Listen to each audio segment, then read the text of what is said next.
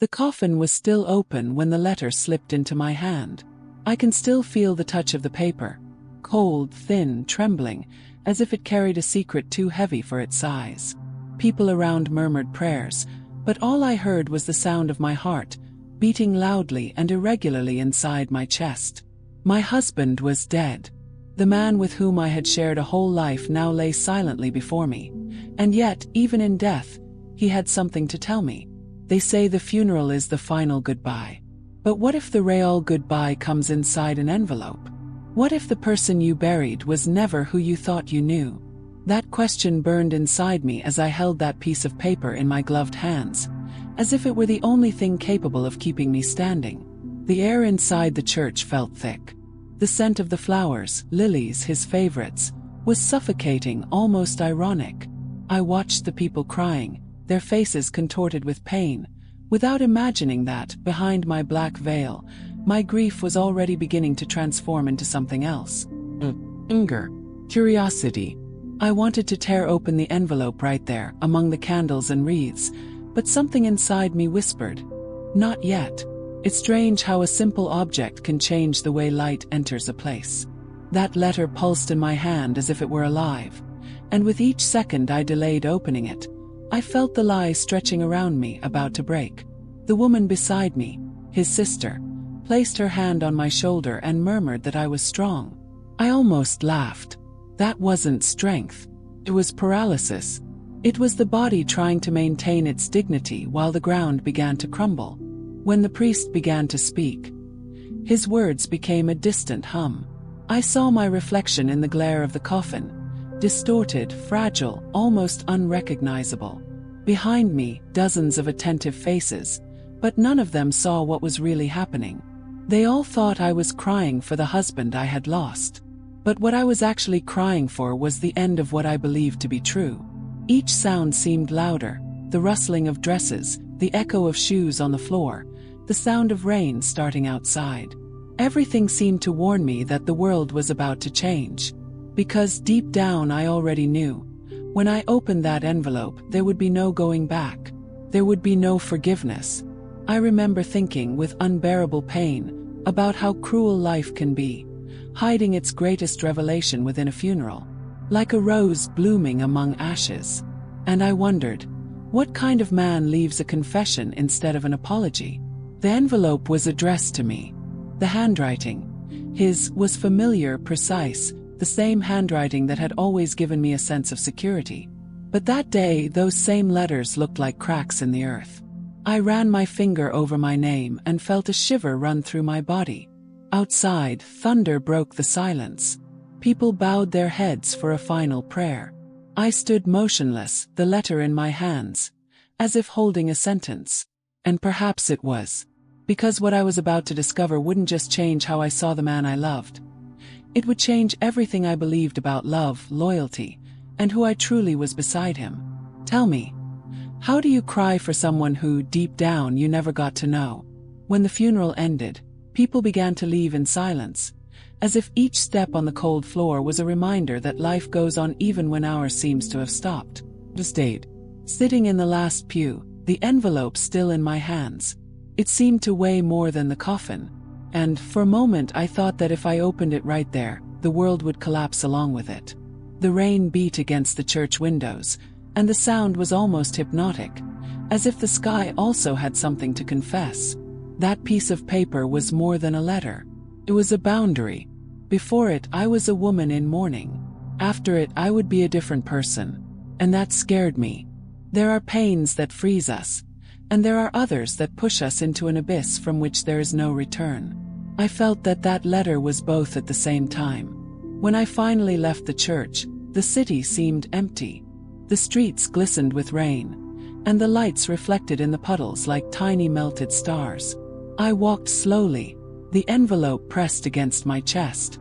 I didn't want to open it in public, or even inside the house. I wanted a place where I could face whatever came, alone. And, in a way, I had been alone for a long time, even before burying it. At home, the scent of incense still lingered on the walls.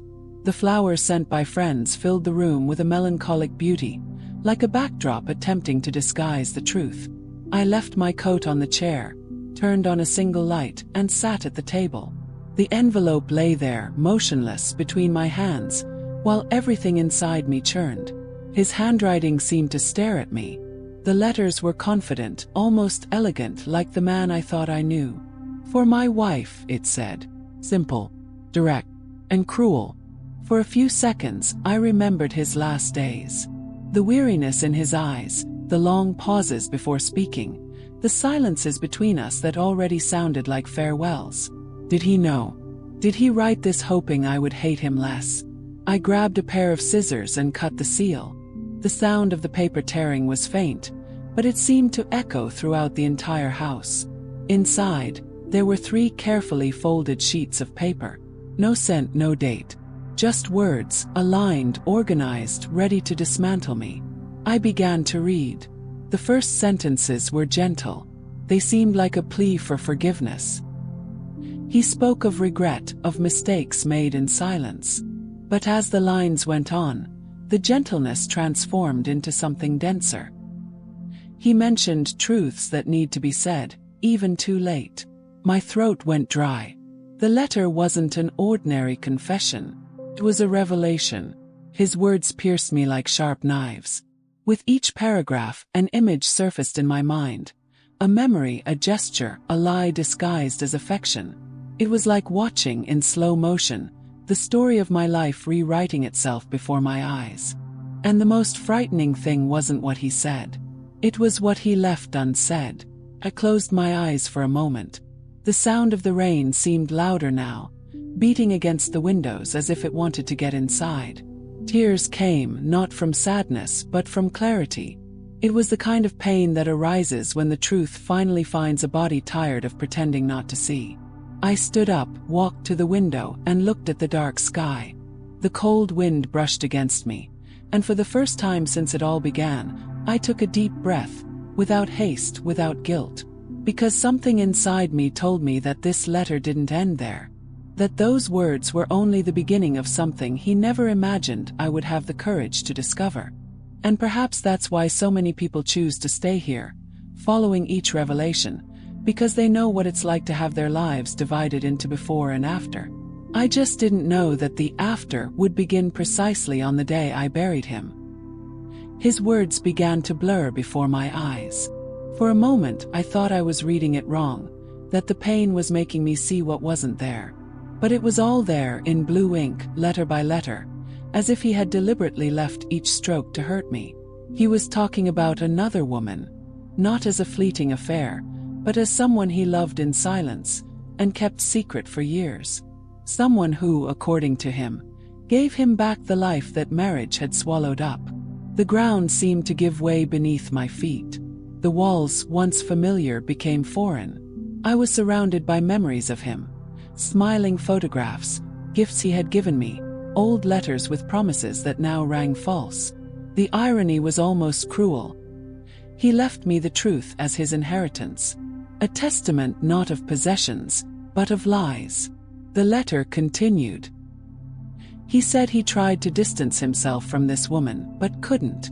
That he lived torn between duty and desire. That he regretted it too late. That the illness that took him was also punishment for a guilt that gnawed at him. I read it all with trembling hands, the sound of my breathing echoing in the silence of the room. Outside, the wind battered the windows, and for a moment, I thought the world was screaming at me too. The anger came later, slow, dense, like smoke invading every corner of my body. I didn't scream, I didn't cry. I just stood there, staring into the void, trying to understand when the love I knew had turned into this charade. I thought about the nights I cared for him, the times I bowed before his pain, the prayers I said when he was in the hospital. All of that now seemed like a pointless sacrifice, a blind devotion to someone who no longer deserved my prayers. But there was something even crueler hidden between the lines. At the end of the letter, he mentioned a name. A name I knew. And when I read it, I gasped. It was someone close. Very close. More than I could bear. The image of this woman began to take shape in my mind. The lingering hugs, the compassionate gaze, the visits during his illness. Suddenly everything made sense. Her comfort was never innocent. The room light flickered, as if the universe had responded to the revelation. I felt my body go cold. Betrayal I could endure, but the deceit from someone I called a friend was the kind of wound that doesn't heal. I found myself walking through the house, touching each object, as if searching for a piece of myself that it hadn't stained. The wall clock cruelly marked the time, as if saying, "Now you know. And what are you going to do with it?" Night fell without me noticing. Shadows enveloped the furniture, and the dim kitchen light seemed like a silent witness. I sat back down and reread each line of the letter. For the second time, the words sounded different. It wasn't just a confession. It was a warning. He asked me to forgive, to leave the past in peace, not to search for answers. And that's exactly what made me understand. There was more. Something he was still trying to hide even after death. That wasn't a simple story of betrayal. It was a labyrinth of secrets, and I was trapped in it. All that remained for me now was to discover if what he called repentance was sincere, or just another way to keep me captive to a love that was never whole. Outside, the sound of rain returned. Inside me, another kind of storm was beginning. And however frightening it was, I knew I couldn't stop there. The truth hadn't finished speaking to me yet. I spent that entire night awake, sitting at the table, with the letter open before me like a wound that wouldn't heal. His words seemed to move under the yellowish light of the kitchen, taking on a life of their own, as if still trying to convince me of something. Outside, the wind made the windows vibrate, and the sound resembled a distant, almost human murmur. I wondered how many times he had passed by this same table, looking at me with that calm gaze, while keeping within himself a secret that would tear me apart inside. Her name echoed in my head like an off-key melody. Each memory came back distorted. The dinners at home, the visits during her illness, the way she held my hand and said, "You are strong." At the time, I believed it was empathy. Now I understand it was guilt. The kind of guilt that tries to disguise itself as affection. And as much as it hurt, something inside me began to change. The pain began to transform into something different. Into lucidity. I realized that his betrayal wasn't the end. It was a mirror. A cruel reflection of all the times I chose to remain silent, of all the times I put his love above myself. He had lied, yes, but I had also deceived myself, believing that love was enough. And it's at this point that many feel the urge to support this journey, leaving a silent sign that they understand, because they know what it's like to love someone until you lose yourself. That morning, I got up and walked through the house like someone traversing a field after a storm. The floor was still wet with souvenirs, but the air already began to smell of a new beginning. I passed by the bedroom, looked at his pillow, and realized that the space next to the bed had never truly been mine. It had always been divided between two worlds, and I inhabited only one of them. I picked up the letter again. The last line seemed like a testament of regret, but they hid something that troubled me. He said, "There are things you still don't know, and perhaps it's better that way." That phrase kept swirling inside me, like a half-open door in the dark. What else was there? What else was he still trying to protect or hide, even after he died?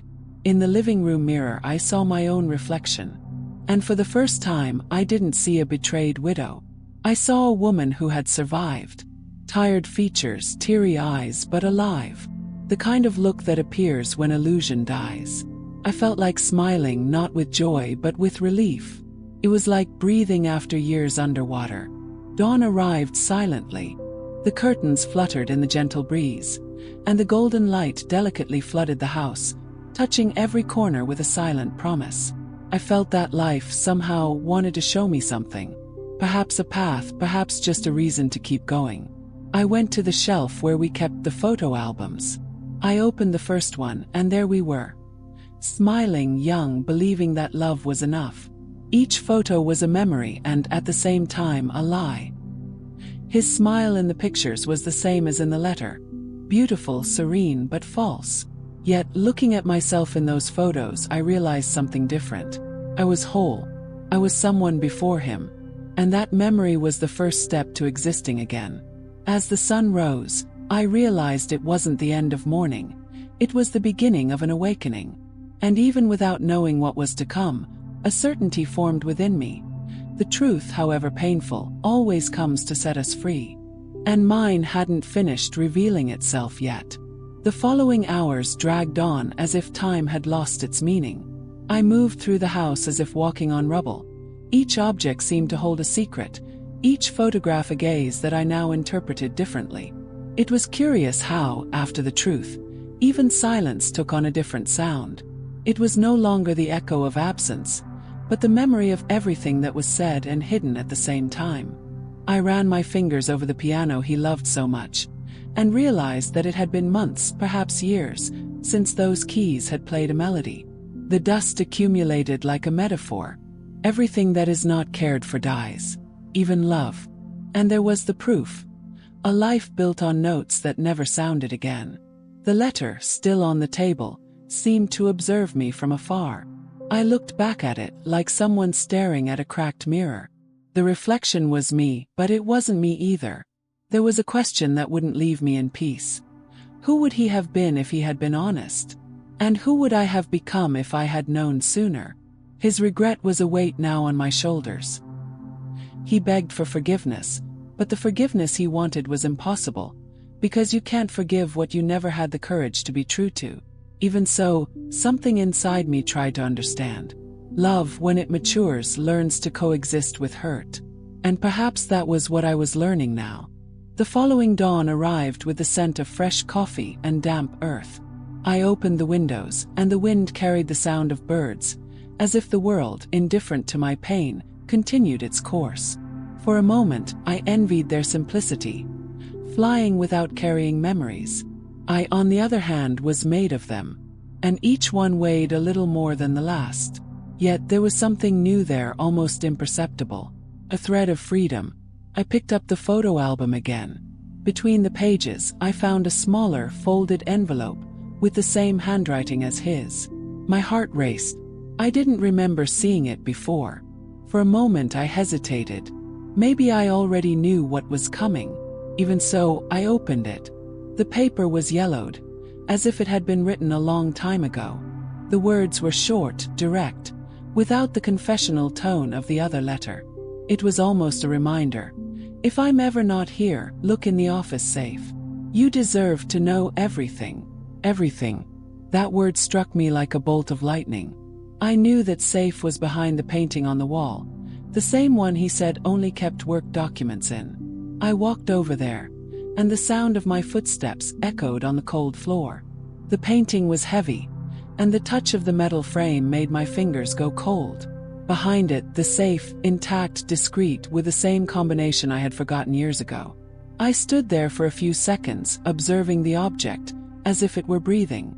It was a silent presence, but full of promise. Memories came in waves. Him asking me never to touch it, saying it was a man's thing. The obedience that for so long I had confused with respect now sounded like submission.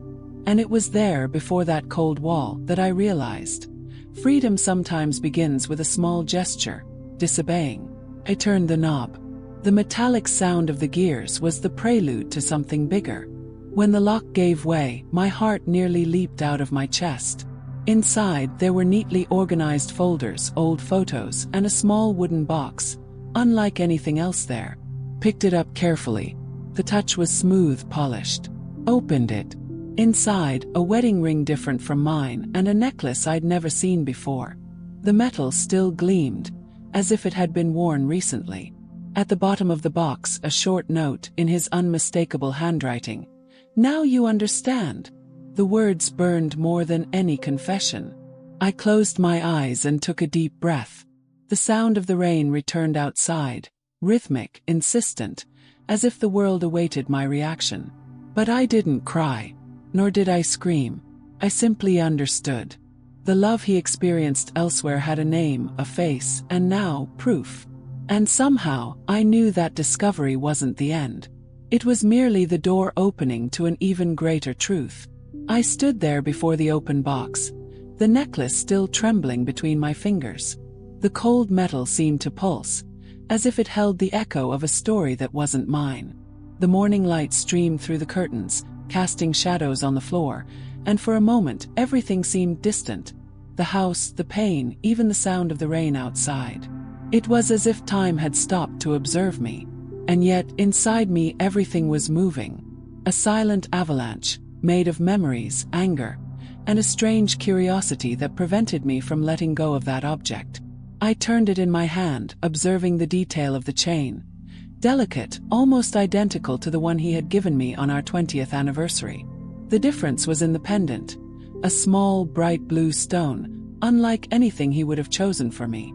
On the box lid, the scent of old wood mingled with his perfume, still present even after death. It was a bittersweet feeling.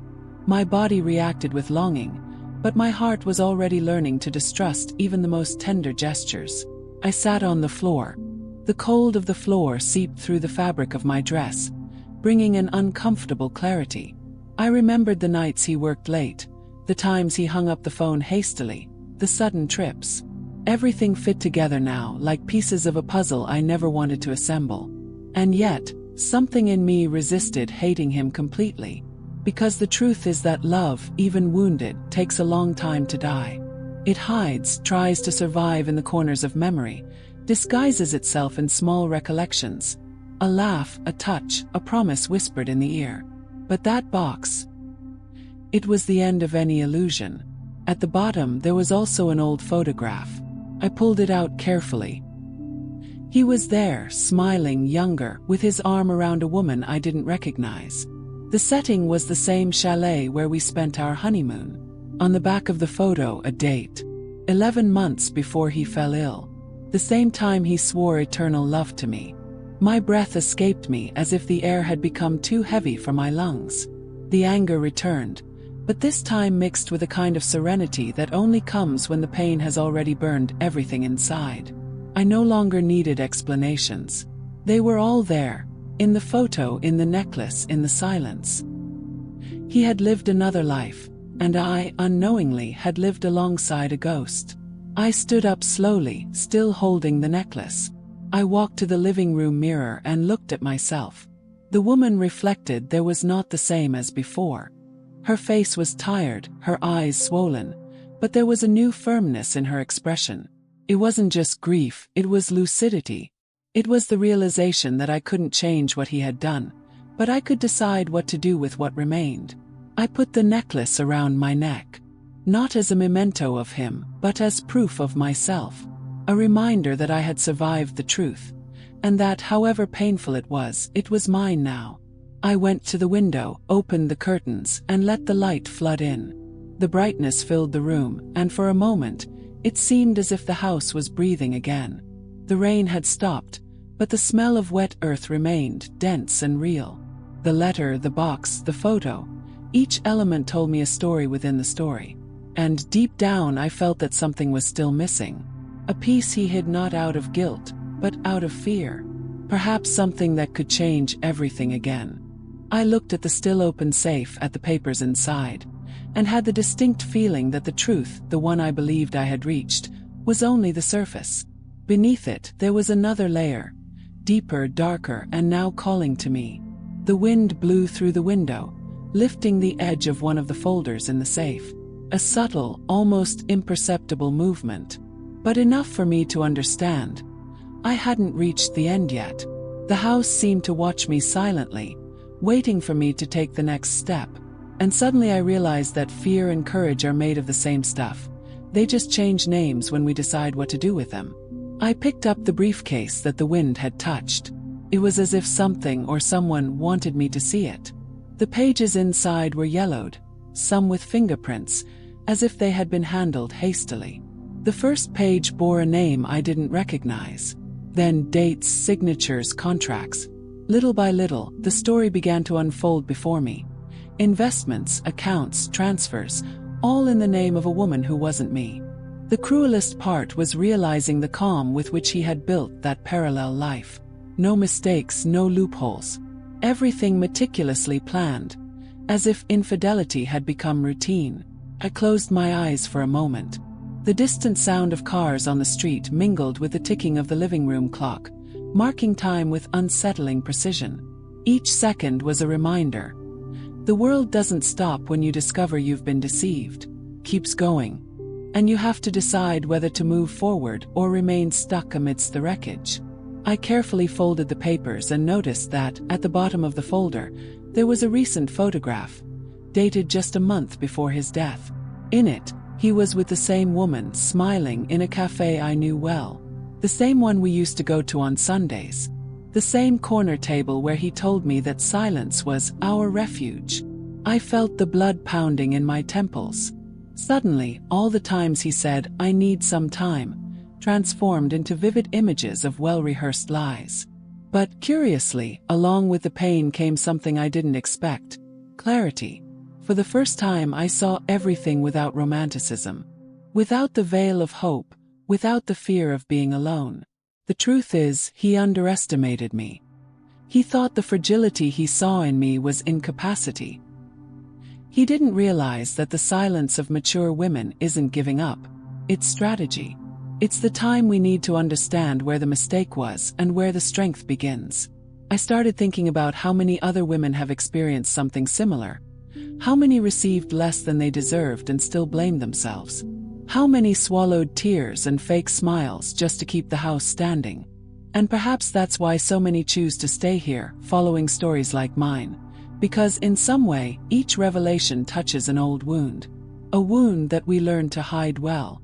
I got up and started putting everything back, but this time with a different perspective. The safe, once a symbol of secrecy, was now the beginning of my liberation. Each piece of paper returned to its place seemed to lift a weight from my body.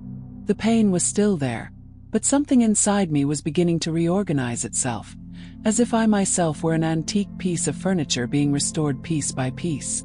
The mirror's reflection followed me as I walked around the room. It was as if that woman was watching me, waiting for my decision. And it was then that I realized, what he left behind wasn't just a lie. It was an opportunity. An invitation to start over. Not his life but mine. Night fell slowly, bringing a kind of silence that no longer hurt. The city lights flickered in the distance, and for the first time I felt part of the world outside, not a prisoner of my home. The necklace still hung from my neck, and when I touched it, I felt the warm metal.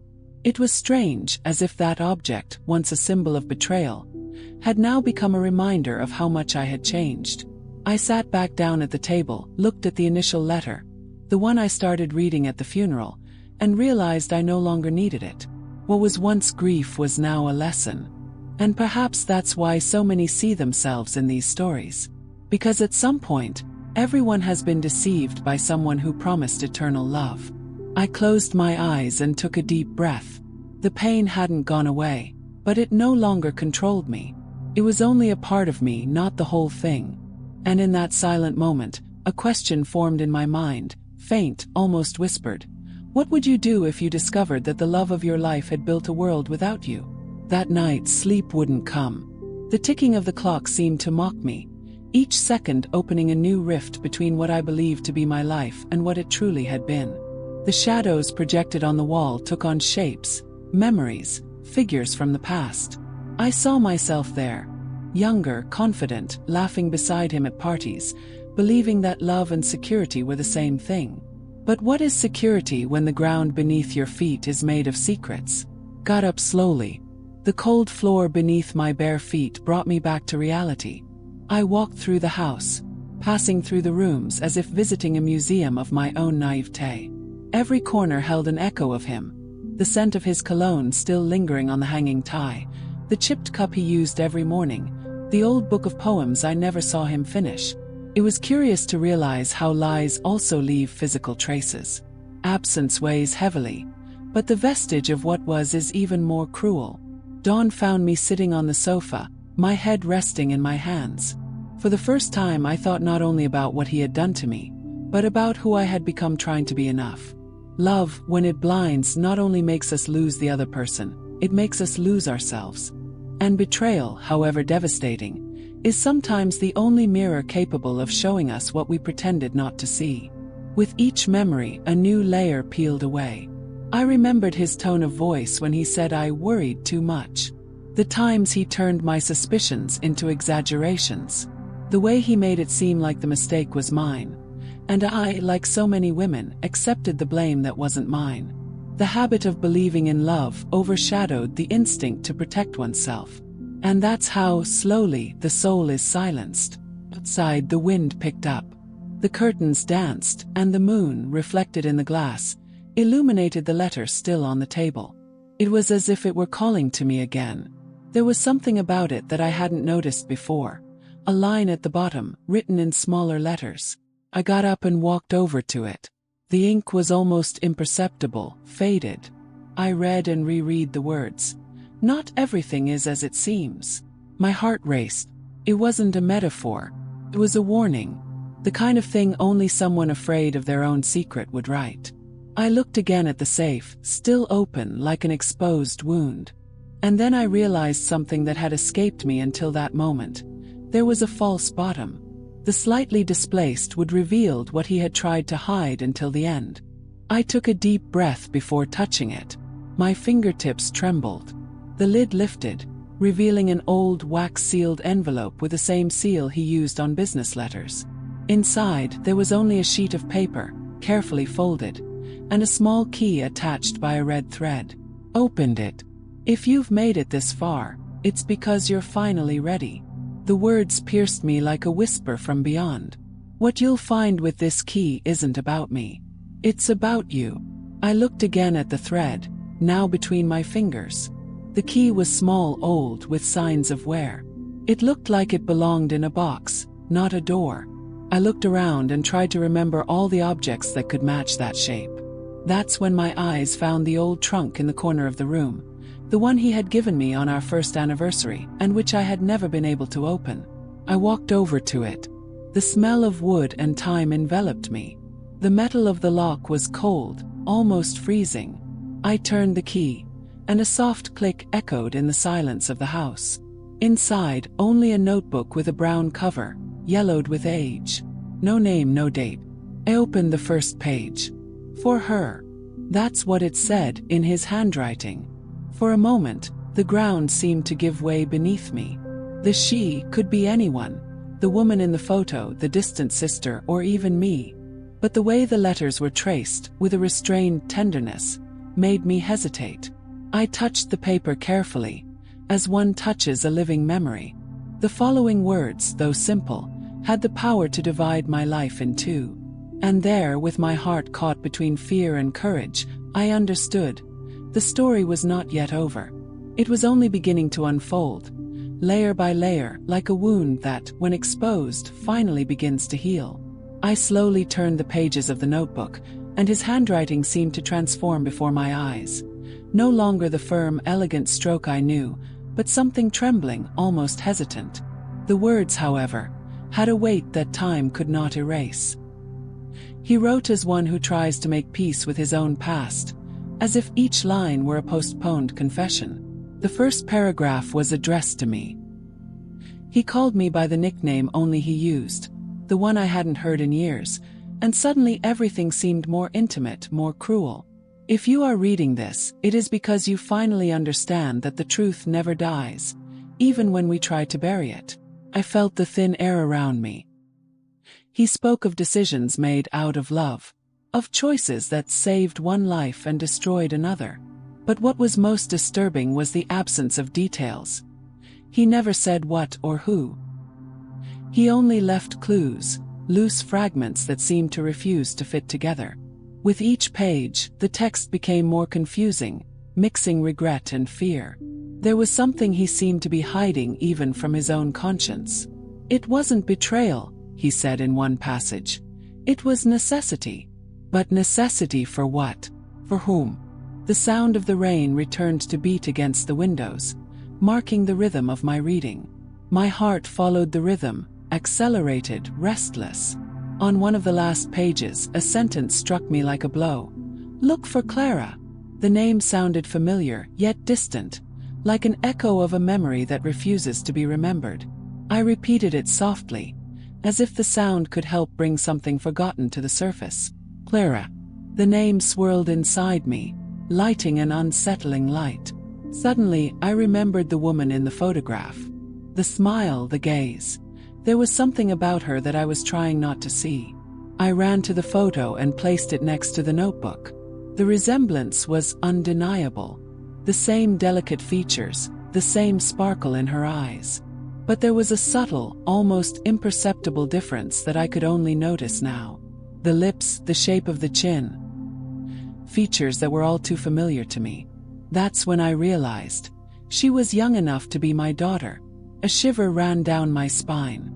I went to the mirror again and stared at my own reflection. The same nose, the same facial curve. The weight of that discovery fell upon me like a silent avalanche.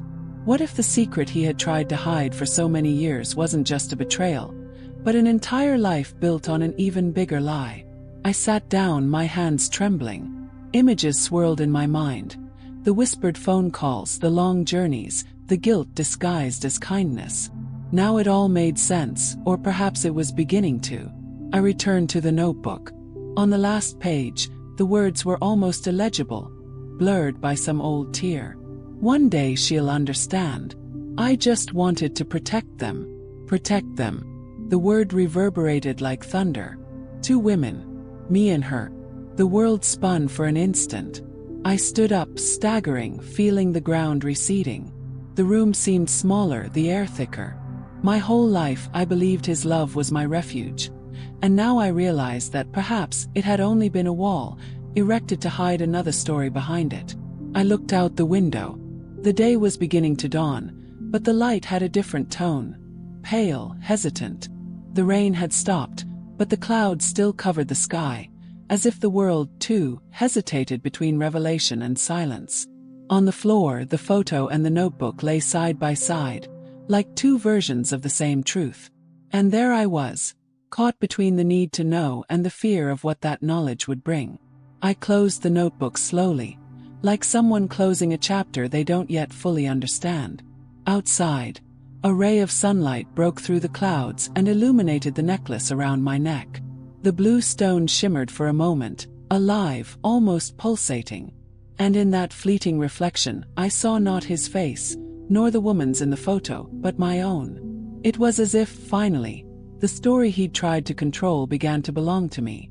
Still incomplete, still painful, but for the first time truly mine. And even without all the answers, I knew there was something else waiting for me. Something the notebook didn't say, but that the stubborn silence insisted on whispering. Took me a while to get up. My body felt heavy, as if each revelation had left a physical mark on me. The house was immersed in a thick silence, and for the first time, this silence didn't threaten me. It belonged to me. I walked to the window and let the fresh air in. The world outside was different, but perhaps it was I who had changed. The sun was beginning to break through the clouds, and the light streamed through the glass, illuminating the closed notebook on the table. It was no longer a symbol of pain, but a period I myself had chosen to place. I picked up the necklace and observed it in the morning light. The blue stone reflected something that hadn't been there before. Perhaps strength, perhaps acceptance.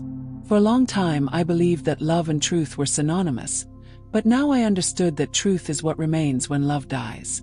And yet, it can also be a form of love, self-love, the kind that arrives when all others are exhausted. I went back to the mirror and calmly looked at myself. The wrinkles that once bothered me now seemed like lines on a map. Each one told a story that brought me here.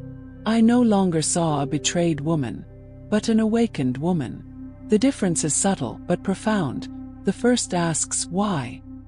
The second answers and now. And it was in this now that I decided to live.